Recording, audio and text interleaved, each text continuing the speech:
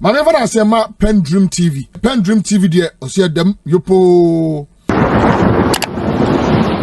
John Dramani Mahama Korea no na no tu kwan fi o mem ko premo France abrochimang no emu amane bo kire me prempre wasan aba mem bi mo bra on France man panin ni nua wo Emmanuel Macron ekonya nkitahude e wo LC Palace onum na okoye coach edima 2026 One Health Summit e baso e wo France man no emu His Excellency John Dramani Mahama bra be bubere no amane bo ni chemse ne de yara nso so no obekwa kotene mu so titene ni wo cabinet meeting a ne de wo bekwa ko isi ginai e wo nsema horo ebi efa eyefam ngo bono eho ene eye ahyenkafo nsema wore kika said obetu ahyentuade mu no nyina no John Dramani Mahama ebekwa koche na bra okọ promo of France mangno emu no one ni nua Macron ekonya eye nkitahudi a ebebua ma oman Ghana ene fe France mangno nkitahudi mapa eda timamufu intem no wobetumi ahyemu kina ne fe gwedi mu nsem so ene fe bambo mu nsem ewo sub region hanom so yebetumi ahyemu kina ne nyina nkomodi a etumi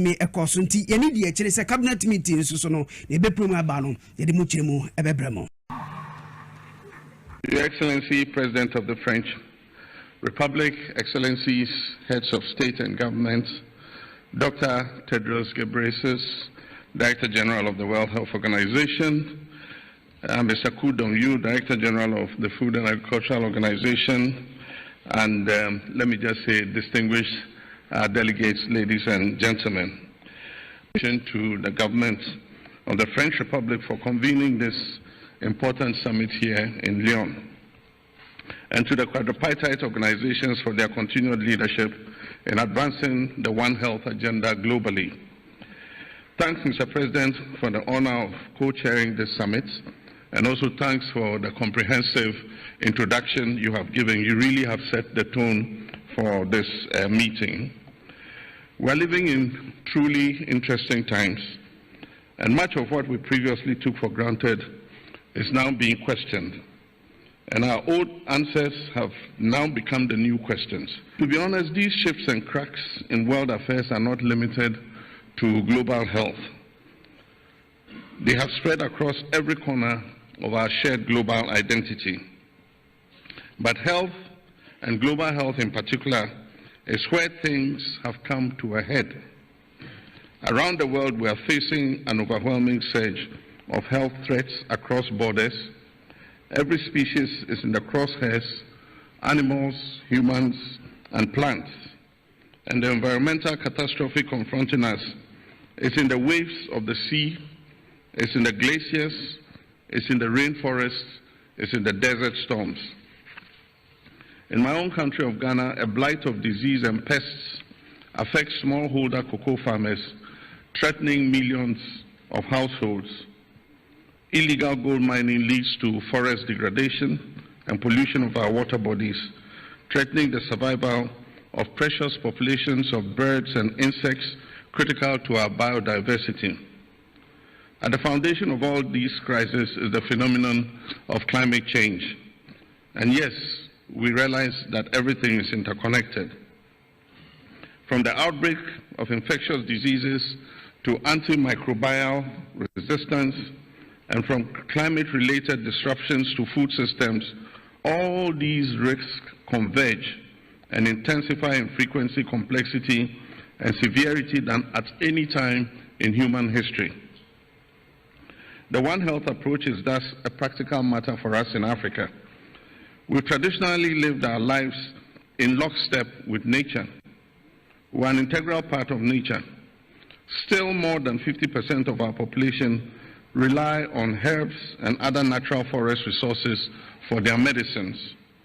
Our rich cultural heritage stands as a testament to the wisdom of an integrated approach to healthcare.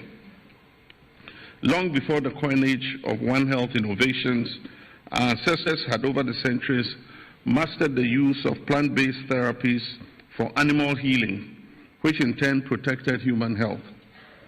In Africa, our lived experience leads us to accept without question that human survival, animal well-being, and plant health and environmental care form a single interconnected system. This system also integrates prevention, early detection, and swift response into a comprehensive whole that improves downstream medical care. We understand that our national development is rooted in resilient ecosystems and a strong public health system. Since the dawn of African civilization, from Songhai to Great Zimbabwe, from Timbuktu to Axum, and to ancient Egypt, traditional knowledge incorporated systems for diagnosing and treating chronic ailments, for dealing with plagues and pests, and even the practice of terrace farming. This knowledge has always been with us. What has been needed in recent times has been for experience to intersect with it. Over the past decades, we have faced pandemics and plagues, from COVID-19 to Mpox, Lassa fever, and Marburg. Each crisis has highlighted the importance of the One Health approach. We must reclaim our native practices and more actively draw on our heritage of integrated living across the continent.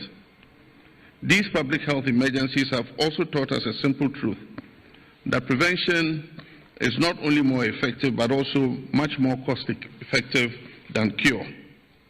And so in Ghana, our rollout of the Ghana Medical Trust Fund and our free primary health care programs are all new instruments to improve health outcomes for our population. These two programs will aim at lifestyle changes and preventive care, incorporating traditional knowledge.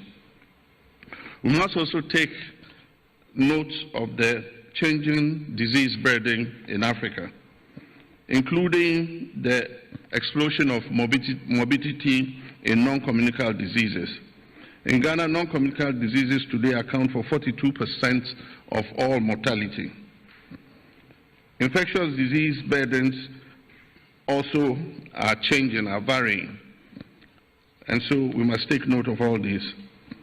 The drivers of today's health threats, from climate change and ecosystem degradation to species conflicts and loss of natural barriers, are reinforcing each other. Not to talk about plastic pollution, which is poisoning all our ecosystems. We must advance international action in dealing with plastic pollution. Regrettably, as I speak to you today, the countries that are most at risk have the least resources to cope. This must change. The world must face the stark and uncompromising fact that a healthy and thriving Africa is no threat to anyone. It will be a positive force for global progress.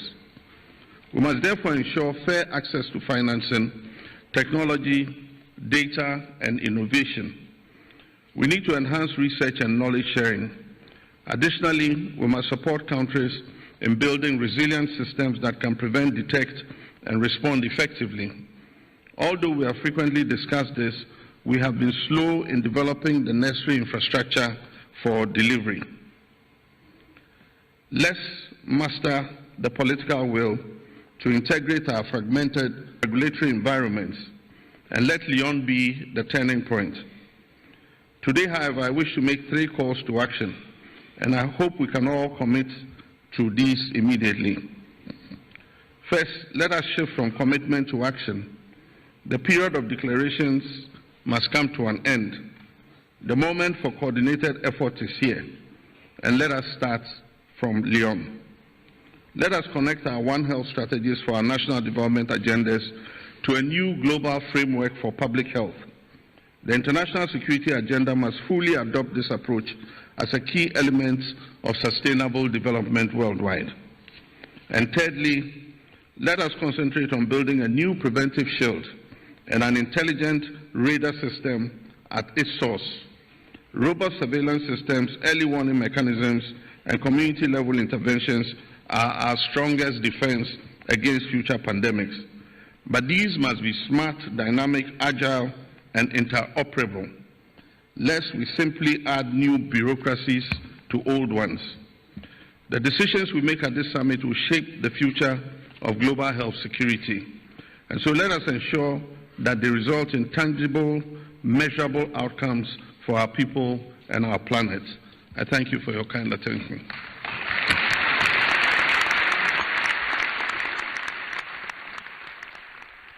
Construction, because The construction companies buy cement, and so the KO4Es and others of this world will have cement to sell. The cement factories will have cement to sell.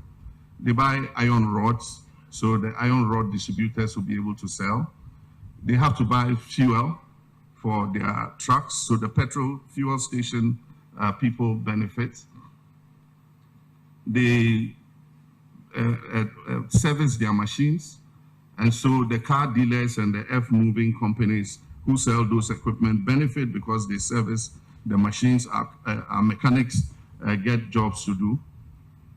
They employ young engineers, civil engineers and other engineers, and several of the sites I've gone to inspecting the Big Push programs. I've been very pleased to see young engineers who have come out of our various institutions, who are the site engineers at the site where the Big Push is taking place. And many of them, young women engineers. You go and she's in a helmet and they say, this is a site engineer. I feel very proud when I see that. Carpenters, steel benders, everybody gets work when the construction industry is working. Food vendors who go to the sites and sell a little wache and banku and kenke also make something to go home with. Car dealers, when the contractors get paid, they go and buy a Land Cruiser for themselves. Car dealers also benefit. And even the spouses, the wives, and the side chicks also benefit.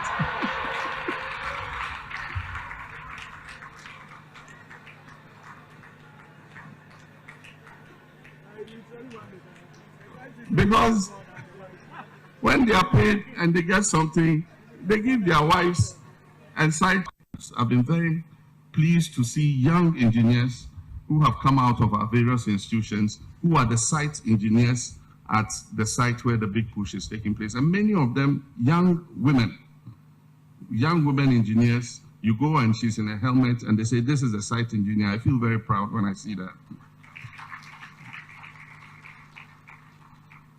Carpenters, steel benders, everybody gets work when the construction industry is working. Food vendors who go to the sites and sell a little wache and banku and kenke also make something to go home with. Car dealers, when the contractors get paid, they go and buy a Land Cruiser for themselves. Car dealers also benefit. And even the spouses, the wives, and the side chicks also benefit.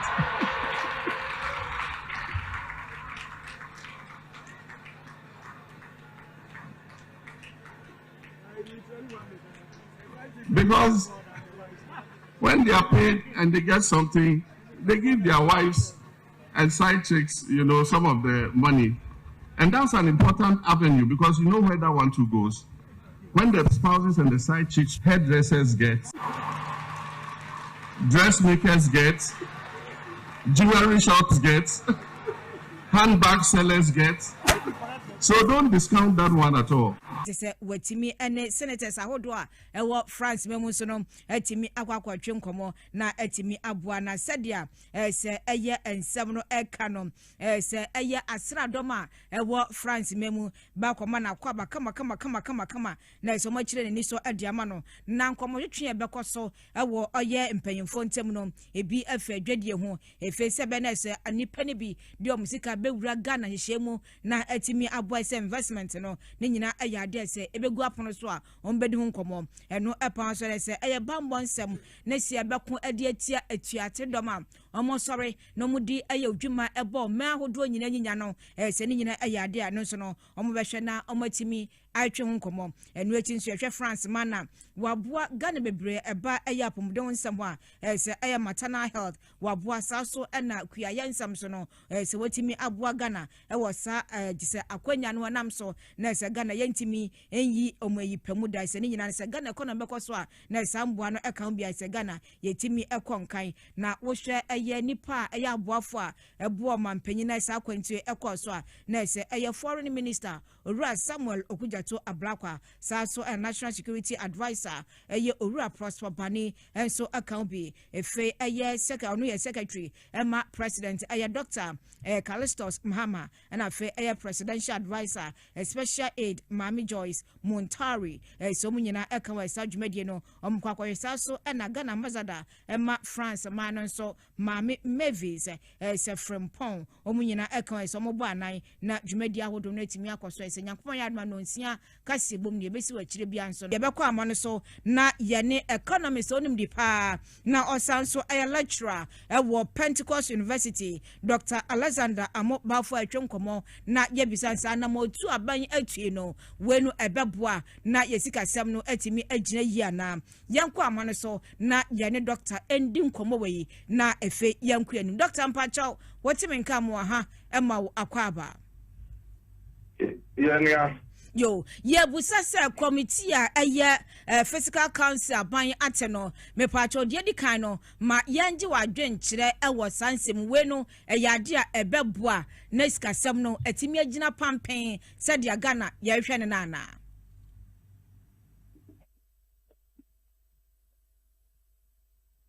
Hello Dr. Mpacho Teminka. Hello. Dr. Mpacho Teminka fe. Hello, Dr. Menga. Me pacho me te wonka ye pa na me busa se anamu aban atu na wapa wo aye nipia mbehwe na je se yamboa na sikasem nko ye nua di kan wo hu ne san. Me do celebrate say o ma ko nya se me ne tiefu na ahwepo enkasa na ewie. I think say ade a aya no ebeboa ye ama Ghana man. Preventive yen shed the 2 year ama yako IMF almost about 17 times. The senior say asomano yen shed wo ana him say sikasemu no yen hwe sika ye wo na ya hwe so spend it. In terms of spending no you spend it anyhow. And no other senses also the Abagana Swa, I mean, acquire 17 times. I Tanyini Mahama, Essin Bose, Sadia no Ebin to Ghana View. Now, I'm a prayer what they say, ever had Ghana force ourselves no. The independent body, yeah, woman about say, about Ghana, only data, they will base on data in terms of the war. You think I say, normal idea war. No matter about say, ni woni seni dia ede Ghana ede koye skare seni dia ni dia edeboa na Ghana macroeconomic stability ne ejina o me dia no watu mpon a ne macro stability enyina ye ubeju wetima tumpon de so macro stability ejina se de be ya investors be nya confidence na wo sa man mu sisa ko aba ateno ebeboa ama amba ana motuo bi obetu no onimbe bia woko beboa ema sa that year be share kon afi emra bi wo se be share kon e BBC e face the haircut de ama manfusika kwa ka ba bi empenyuma be guru no bi nya ensibio sa nkofu be nkofu bi a ombetu abanfo na aban sa aban be ti bombe kana bia na esika sem ebe konkan enti I think say na moto na mba to no eye ebe bua Ghana ma Ghana afa ntuma pa ide extra the Ghana be koso I maintain the stability in terms of how to spend fiscal discipline no obe koso I han say no say there amenyoko be bua na mana ya na je say maybe no inflation any cost of borrowing ni nyina be within limits and to ama enyuma ne enyuma e wonyina so de akonkan ta mamusa biom say so far wo hwa ban no say obomodin o make gains economically enti no ediam biom na wo sa ban no ye na watimi sustain sa gains na wo make so far no I think say at this moment council ya abaya pan no I was about issue say recommendation be omo de beba no aban be politics say oh ade di ria me ya say the kuya mati asomo mo keme ko ye bia no ma ye unpopular sa aban be tie juma we mu be de na aban be ko so tie won na financial discipline no akoso. I think say stability no be jina da ama if juma ne amount I am how we get juma ko ama yo ko about nipa ya abaya pa omu sa ya hwe when tie do mbe ya na je say we say baby yes if it is a white elephant so mbe than a white elephant there na say transformer is not commitment to idea by commitment to what the council is there to provide her. Not just a BBI because against for us to sustain, it means that we need to go the same direction. I would say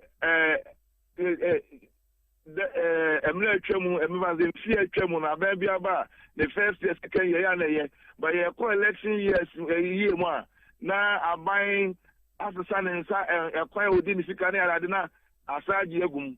So I buy no commitment to what the council is supposed to do. No we're clear on that then I think say gains no ever continue. Now Ghana so I'm trying to papa extra. So ne krakra be kwa no we de yam fawrem na tax expert bi e kire se ehun behia se bi aban tax bi amre bi otwa manche bi oyifi wo no aban ensan kofa bi se bi ayi levy ni ade no aban enfambra woni sa ni pay no eya adwene ne no ebeboa na Ghana businesses no etimi akoyi ana. I think say yi levy buy na e won ebotaya abanda than the buy na aban we buy no we na assessment ehun say impo yi levy no Ghana for who here. You know, on my 2 points, financial inclusion is very major issues. Say, effect of the e-levy now. Now, ma here, amount for here in classing no. Impo, momuchi omo. Ana abanshe ni nemu. Wakedo do na momuchi omo na hunze no ade yin through. And the levy same the about of issue a year from on said the bar. Not just as a demand for a sense on a bed, ever. But the man advice said the Abana say if you are Ghana from Betomu, Ghana forcing the NTA, supporting the Oyano, on Coswa, over here the $1 1 cedi petroleum. So, and no matter amount for the you mutisa, Bampo, Nisa, the inflow. I don't know catch about only painting. Now, the mission, I did not the one city nearby, that took petrol. So, no person Ghana and Kenya, Ecoso, Jinaso Dadama, Numa Phone, few because young Kenya, and you know this is can ever. Some, you petroleum cost Kaka, but and Toka SO Middle East, and others are a year back. Temporarily, and I may know because the petrol price no crime say can say but the banner kaka. Definitely petrol back to below $100 per year. Now petrol no price is national so active you am amount for my I ain't high. So we say me some of it my kafa no. Ta ehia beda se onya bre na wode an afa nkyerɛkyerɛ ne adesua mu sei ya da spa so ya ne sa emaye ani ayati aye nipa onim de ewo skasem wo economist osanso lecturer ewo Pentecost University Dr. Alexander Amo Bafo tinso no na se enai sansam kroya MPP ameko ese omhu ne omu yo se den o ma friendsam kyerofo enhie mu na se dia MPP ekasaye ewo dwa bubu no ho no moma yentie bi sesi ay meni ukase yeso omu nkofi empo omu ji pini yepo se o sesi ano omo hwede ekona omo ayo magin se store no no mbesi nti se anka ombe mamo emre kakra po na omo container ombe ma container ne so efi ho omo nyama wa no mbesi se efi ho no sa nyama ni nyina ankoso ama omo se traders no niama omo sika ahye ane ti na yesre omampanyi John Dramani Mahama say onfa nani emehwe kaso petty traders any concern association na omwa members no with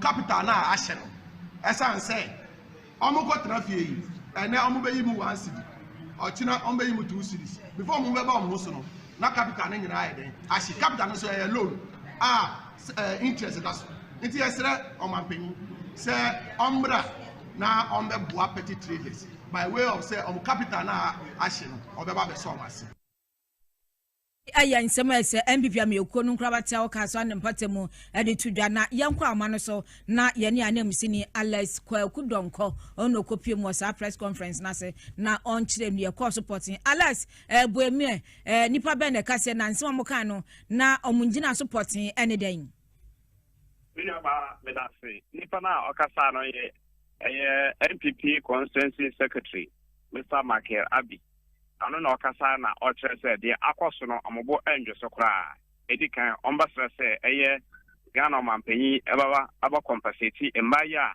samri omuko efie papa chre se baby a omodo omko no nipa no they almost 1000 enya de ometumi nyina enya akwanya akoto ade osa anyo city ho no na edikan na pemi ko ho baby omko se yamfo mko nkoto ade mpo no minia encouraging e ma na mpasa ombeko because of one ye insumamu omombe kwa ho nti MPP for no chere se omo de sra na omo sre enyansi awi so omo sra ban so compensate omo so na ba ya obi a ne sika ahye anase bisa no omo tu enya de foforo de aton eno chere so omo chere se se FC ekoso de obaya so be stores na the MPP so enya akwanya eba ban omo chere so mbobu stores ne ya de egu efi so omo chere se ho no enye permanent place so omo stores omo chere se ni nyina won krata no ho ya temporary structure se san ko musi e ho nti se MCC ya na obaya dia na so mo kana se wontie dia and omo so ba ma mbobu stores no masini e dia egu eno na chin so omo da de sade e to MP anim honorable faris na koyo se omo modin ala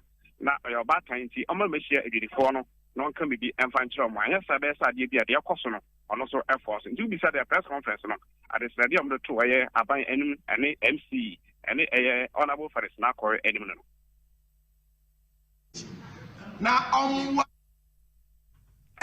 Kwaku Donko ya mini aba what you mean kan mini aba me tonka yo na said you kase containers ni ade busa MC kirem se ni omo kasa mpem bebere se sa ni o mebe hwam nyina nkom mpagya mfi ho na entimi mboa esanse kokuma se kra ka etia market Dubai said ye twi ndisi amekoya ne kosi mu omo se ne ye sisters papa ade ama edian ene dia MPP ameko no ekasa ade atie ayene kure dem na osi canon beginning no omkokohia omo se obia enyi ne stores for na demolition tank eba before Israel ikokodi yi nta omomomre so obia ne kwentene bia ho na ne table bia ho no yini nyina femfiri ho nempo before the day of demonstration demolition so no task force commander ne team so ekọ announcement obia enyi ne bia femfiri so na be ya omo ye demolition anko basa ma se anko funyama enti na MPP for Canada na yaba kan say I don't know say am also investigation you must say you may be outside there but investigation there bibia answer o fi so mo bom nkae ansana omo kwakwa sa demolition there botem ho no baby a ye ye dwiri ho no endura no demolition no adwadifo no ada ho ho ana se bia omo kokora na still bi ma so odin aba beton ade ho adwadifo no de do na bia omo beton ade PENDREAM no kase di daytime baby o mojudo no omo nton ade o mo edua na dua nsa ka so na ya kwese 9th market nso e wo ho edua na dua baby o mojudo gina ni mo na which is close to the road no no ma se edua ho ma mo ton ade ko say kwa na mo pe so mbaka so mo ko back to Anyon City ho ne de ko nde enko echna is ho no mo kire say baby a market no no e wo nsumamu e wo kwana mu nti nya ade a ebebu omo if somebody did the loan, no more yes, business. I mean, you be said, yeah, the Grana, almost one day, oh, baby, I'm going anyone a pair. Don't quit that, and I'm on a bar what they are brave. When you have a Macofi, a branch, I cried the coffee aquaba. Major Cransma. Now, what you trim, idea, jedie ho ensem bi etumi ekoso ewokwu amra amanfo bebre na ekwa akwaji wamani na ekwa business forum so etumi etodwa ma eye mpanifo bebre wo man Ghana mu ntitiw ene nimpon enso etumi kopie mu ho no agyenhye etodwa efa mokun kabom ene afei ejumesu ayedi ebetumi aboa ama Ghana eye yensika sem na afei yenjedie emu betumi atre na akwa anim na sakase boyi emu nchiremu ankasa ewo. Deputy Director in charge of Operations and Elimination, Lawyer Alexander Chumberema, Eddie of Ray Aquama, Business Forum and Pen for some measure. Now, Business Forum, no metremu, Amanako Ghana, and Fanenina. This forum is one big forum. Kayebenya Nanka, region be accurate maybe. Okay? Because there are so many things happening across the length and breadth of this country. Among for baby and putting the equation. But imagine so walking into these various platforms. Unya access to companies, a big one to Mudinda. Wouldn't the Omoyempo, but when you're quite home, and the Omoye, and it Mamudi. Indeed, for the very first time, Narcotics Control Commission has mounted, a booth in here. Now, you're legalizing cultivation of cannabis. But it's not just the cultivation, there is export, there is import, there is transportation, there is manufacturing or processing, so many things are into it. A discover the likes of Morocco, Malawi, South Africa, Soweto, name them. Who said they are into this and they are making money. NWH Minister for Trade and Agribusiness and Industry Elizabeth Ofusu Ejare enso achimu se na se yen ene shema pa egu akwem betumi aboa ama Ghana yen textiles and afi industry ebetumi afra nentuma pa ifra. My ministry has for the first time developed dedicated industrial policy frameworks for the textiles and garments, pharmaceutical, automobile components sectors. These frameworks are designed to provide regulatory clarity, investment incentives, and standard architects that enterprises in their sectors require to grow with confidence. The policies will, in the coming months, be submitted for cabinet consideration.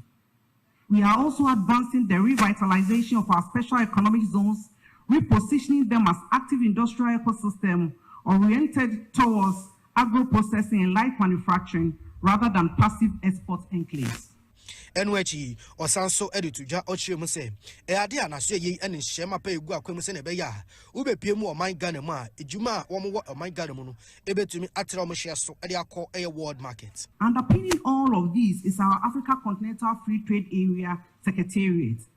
Ghana carries a particular responsibility to demonstrate what intra-African trade can deliver in practice.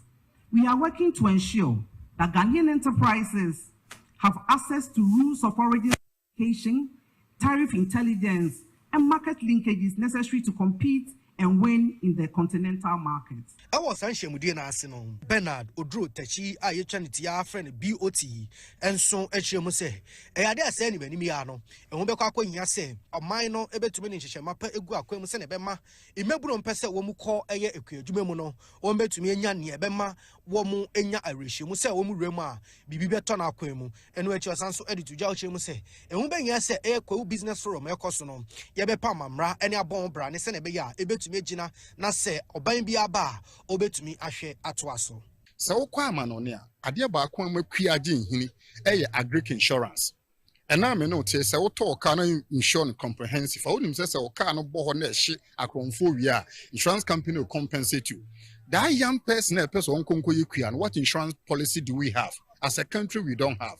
Ni se pese e makua ya akono a government beyond the other subsidy incentive mechanism, no, we must have an agric insurance in Ghana so that some young person may go into agriculture. Some me koye more me kodo kuya me koye den na anye ya se fail ba there should be a kind of a claim handling because oh odo afu na hye odo afu we anya de obenya and answer we anya ntino this insurance package away and will give you the cushion that you need. Say ye kwa business forum ye na abide in share papa ba na ye kase ye be ya e beto da no so bia wie ni university na opa adwuma na onya nya adwuma and now said the financial backing is there, the political environment is conducive abane nhye aba no we mpanyinfo no bia wɔn nso mutumi ekopie mu kwewu business forum ase a wɔn nso wɔn agent check akra wɔn nso kita wɔn twem sɛ ebetumi aboa ama Ghana yɛdwadie ɛna afei yɛn businesses ahoro ebetumi etumpɔn ɛwɔ man mu yɛfuo ne consent fufuru ma chief executive officer Enema Serene Insurance Dedi kama mamena Pendream TV ase na so far so good say open online portal e wo Ghana nipa share nipa follow nipa comment here to my best of knowledge without any biases Pendream TV